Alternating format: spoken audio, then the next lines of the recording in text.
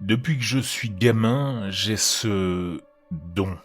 Enfin, c'est plutôt une malédiction. Quand je touche un objet, je vois son histoire. D'où il vient, ce qu'on lui a fait, à quoi il a servi.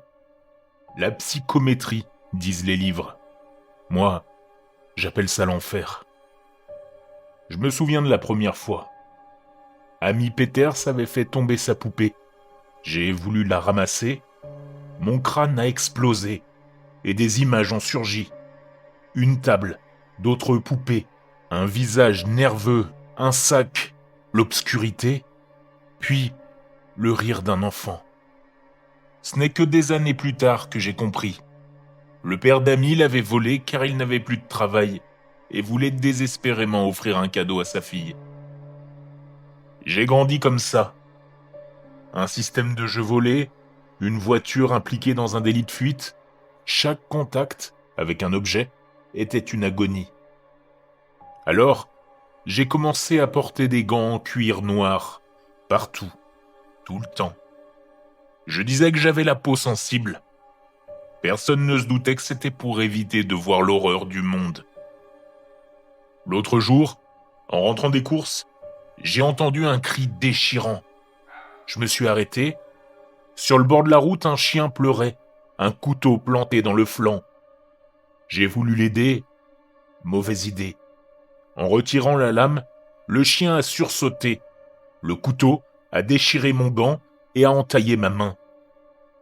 Une femme seule, une rue sombre, un appartement pas cher, une douche qui s'arrête, un cri de terreur, du sang, tellement de sang, un chien qui aboie, un coup soudain.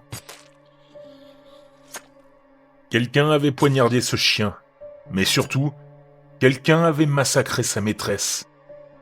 J'ai appelé les secours pour l'animal, puis la police pour le meurtre, mais ils ne m'ont pas pris au sérieux. J'ai donc décidé d'enquêter seul. Grâce à ma vision, j'ai retrouvé l'immeuble. Au 4e étage, j'ai trouvé la porte barrée de rubans jaunes, scène de crime. Je suis entré, tout était là, les meubles renversés, les taches de sang. En sortant, une voisine m'a pris pour un flic à cause de mon trench coat et de mes gants noirs.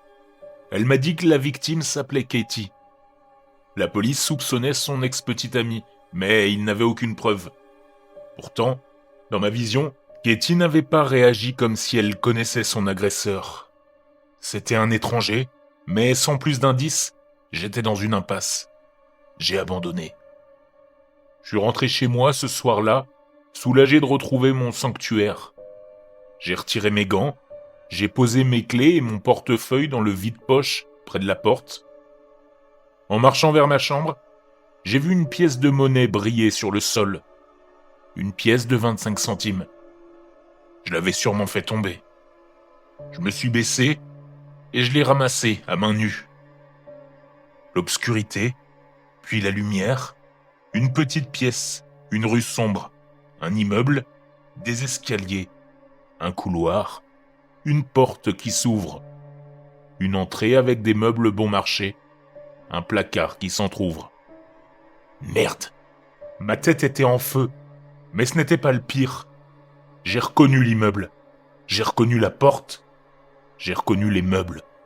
C'était mon appartement, celui où je me trouvais à cet instant précis.